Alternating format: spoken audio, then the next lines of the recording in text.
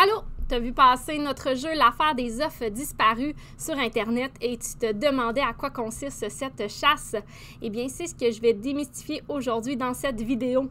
Mon nom est Caroline Lavoie et je suis la conceptrice de cette chasse au coco, pas que comme les autres.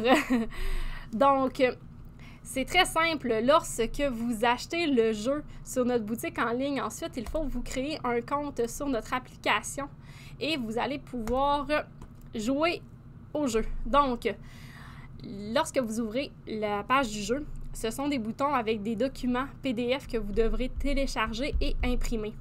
Vous avez le guide de préparation qui va tout vous donner là, les instructions pas à pas sur comment préparer le jeu. Vous avez la planche de jeu, les images des bâtiments que je vais vous expliquer tantôt, l'histoire de présentation, ça c'est pour les écoles, les énigmes selon les niveaux d'âge, diplôme, solutionnaire, la petite zone d'envoyer une vidéo et un jeu bonus. Donc, première chose, le guide de préparation, un petit PDF comme ceci, bien simple, que vous n'avez pas vraiment besoin d'imprimer dans la plupart des cas. Simplement le consulter en ligne là, pour la préparation avec des petits conseils de jeu. Donc, le principe de ce jeu d'enquête, c'est que les enfants vont avoir accès à une planche de jeu comme celle-ci. Chacune des énigmes va soit donner un chiffre, une adresse ou littéralement le nom d'un lieu. Et les enfants devront se déplacer sur cette planche de jeu afin de se rendre à l'endroit que vous aurez inscrit dans les zones ici. Donc, par exemple, avant d'imprimer, je peux prendre la peine de le remplir. Donc, mettons commissariat sous un bureau. L'hôpital, ça pourrait être dans le bain. Chez Croque-Madame, ça pourrait être le divan. Vraiment, c'est à vous de voir les lieux qui sont possibles chez vous puis qui, dans le meilleur des cas, puissent fitter. Vous avez ici, dans cette page-ci, la suggestion de lieux qu'on vous a écrite, que ce soit pour l'intérieur, l'extérieur ou les écoles. Encore là, c'est une suggestion. C'est donc à vous de voir si c'est pertinent dans votre cas, si vous n'avez pas d'autres choses qui feraient encore mieux, comme chez Madame Croque-Carotte, s'il y a une maison de Barbie dans le salon, bien, ça pourrait être dans la maison de Barbie.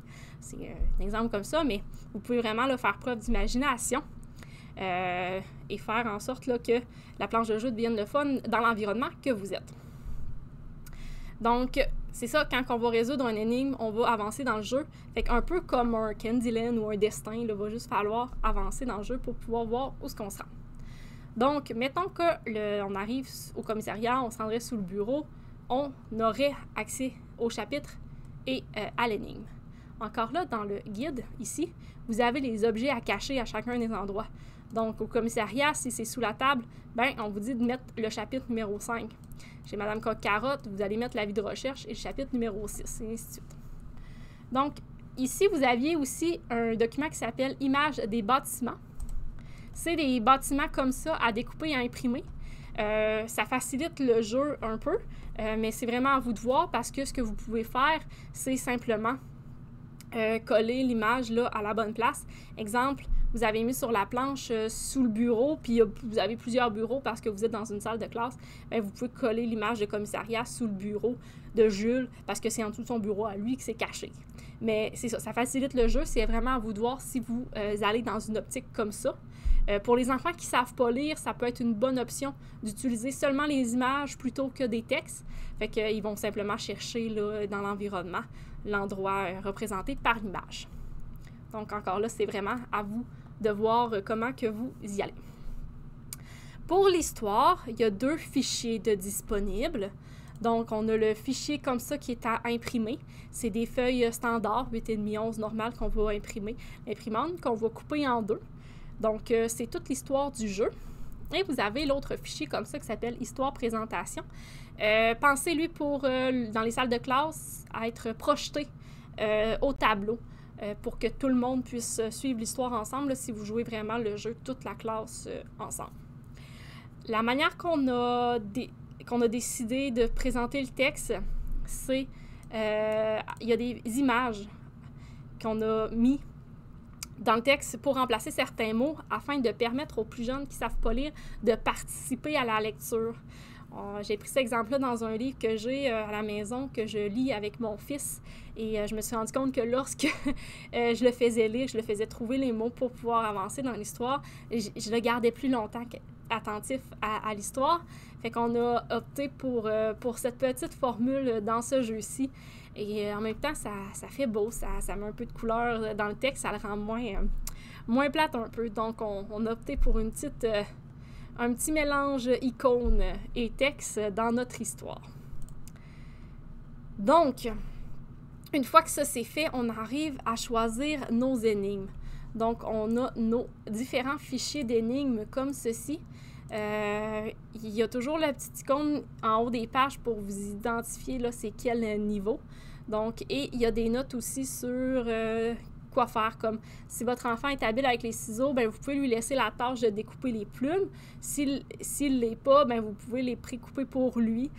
Encore là, c'est sûr qu'on aime qu'il travaille la motricité fine, mais en même temps, vous connaissez mieux que nous le niveau de patience de votre enfant.